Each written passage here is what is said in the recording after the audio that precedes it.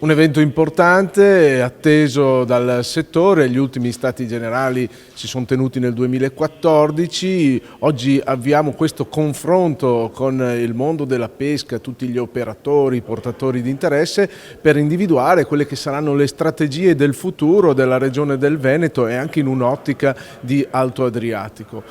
Sicuramente parlare oggi di pesca significa parlare di tematiche legate al nostro mare, al sistema delle nostre lagune, dell'acquacoltura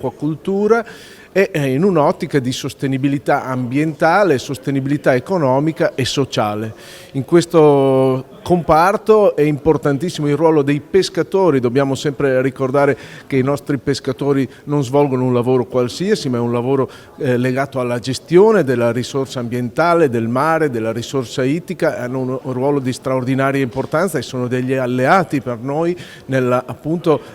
capacità di preservare questa risorsa importantissima e di mantenere un equilibrio ambientale, e noi siamo convinti di lavorare insieme ai nostri pescatori perché loro sono i primi cointeressati a che il mare sia pulito, pescoso, l'ambiente e l'attività venga svolta in un modo sostenibile e affinché sulle tavole dei consumatori arrivino prodotti di estrema qualità.